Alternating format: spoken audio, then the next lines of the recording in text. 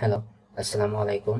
Mind ট্রিটের পক্ষ থেকে এই কোর্সে আপনাদের সবাইকে স্বাগত জানাই। মাইন্ড ট্রিট হচ্ছে মেন্টাল হেলথ সার্ভিস প্রোভাইডার অথবা কাউন্সিলিং সেন্টার।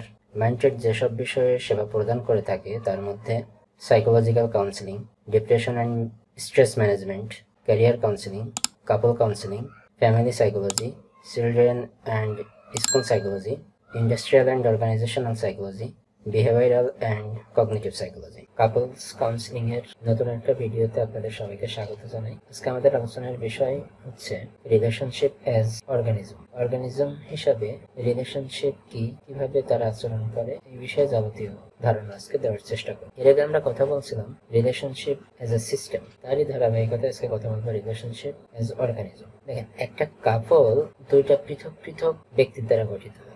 এখানে যে দুইজন একসাথে থাকা বিষয়টা এমন না, সম্পর্ক এর থেকেও অনেক বেশি কিছু, তাই না? এই যে দুইজন ব্যক্তি একসাথে থাকার মানে এই যে অর্গানিজমটা, এইটাই কিন্তু একটা রিলেশনশিপ, তাই না? দুইজন ব্যক্তি একসাথে থাকতেছে, এখানে যে অর্গানিজম কাজ করতেছে, এইটার মাধ্যমে একটা রিলেশনশিপ তৈরি হচ্ছে। একটা কাপল অনেক ধরনের কাজ করে, তারা একসাথে ডিসিশন মেক করে, তারা একসাথে বসবাস করে, তারা একসাথে সব ধরনের কাজই তারা একসাথে করে, এবং সেটা কিন্তু একটা নির্দিষ্ট সার্টেন একটা প্যাটার্ন মেইনটেইন করে করে, যত্রতত্র যেখানে সেখানে না, তারা একটা নির্দিষ্ট প্যাটার্ন মেইনটেইন করে কিন্তু এই কাজগুলো তারা করে। তারা কমিটেড একে অন্যের প্রতি। আমরা আসলে এই জিনিসটা বুঝতে গেলে আরো ভালো হয় আমরা যদি ইন্ডিভিজুয়াল সাইকোথেরাপির সাথে এই কাপল কাউন্সিলিংটাকে যদি আমরা কম্পেয়ার করি, তাহলে এখান থেকে আমরা ভালো কিছু জানতে পারবো এবং ভালোভাবে বুঝতেও পারবো। ইন্ডিভিজুয়াল মানুষ বিভিন্ন অংশ নিয়ে গঠিত, তাই না? যেমন তাদের একটা ডিফারেন্ট চিন্তা ভাবনা আছে, একটা অনুভূতি আছে, তাদের সেই অনুভূতির বহিঃপ্রকাশ আচরণ আছে। আমরা এইগুলা ভালোভাবে যাচাই বাছাই করার চেষ্টা করি, এবং তাদের চিন্তা ভাবনাগুলো যে সবই ভালো তা না, খারাপ অনেক চিন্তা ভাবনা তাদের থাকতে পারে, ভুল চিন্তা ভাবনা তাদের থাকতে পারে।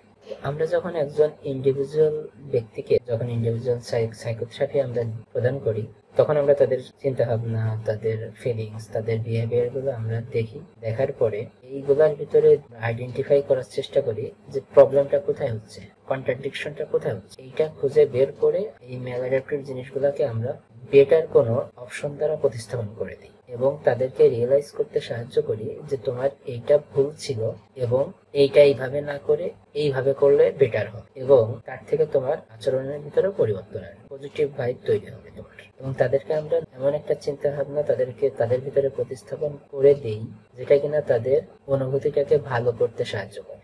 এইটাই হচ্ছে ইন্ডিভিজুয়াল অর্গানিজম।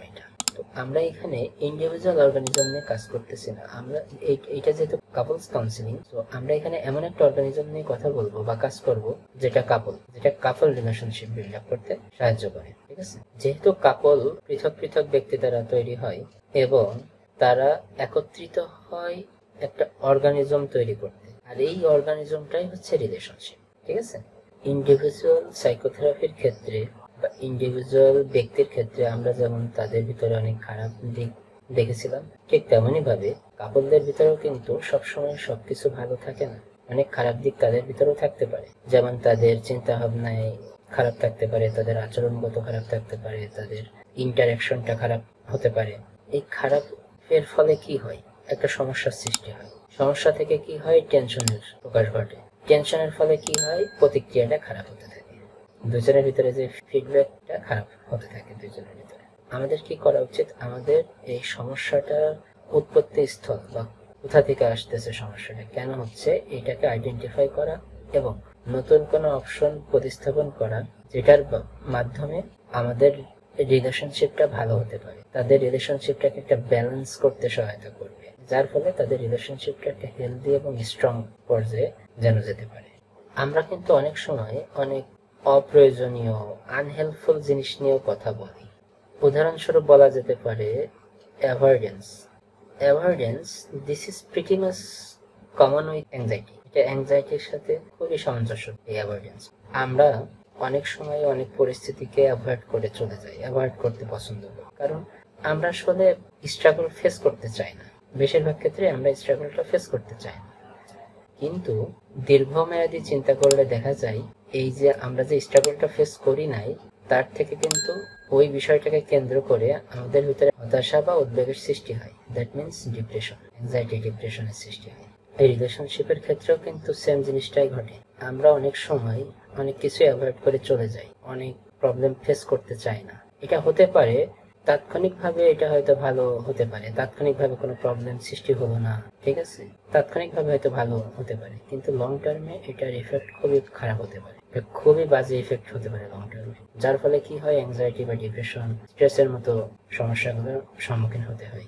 সেক্ষেত্রে আমরা কাপলদেরকে কনভিন্স করার চেষ্টা করতে পারি, তাদেরকে বুঝাইতে পারি যে আমাদের কাছে ভালো কোনো অপশন আছে, যেটা কিনা আপনাদের এই সমস্যার সমাধান হতে পারে এবং আপনাদের রিলেশনশিপটা একটা হেলদি রিলেশনশিপে পরিণত হতে পারে। আর এভাবেই একজন কাপলস কাউন্সিলর বা আমরা কাপলদের ভেতর থেকে টেনশনটাকে রিমুভ করে তাদের রিলেশনশিপটা আরো গভীর এবং হেলদি করতে পারি। এটাই ছিল আজকের আলোচনা। আশা করি আলোচনাটি আপনাদের ভালো লেগেছে।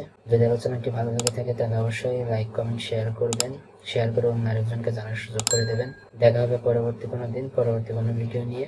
সে পর্যন্ত সবাই ভালো থাকবেন, সুস্থ থাকবেন। ধন্যবাদ সবাইকে।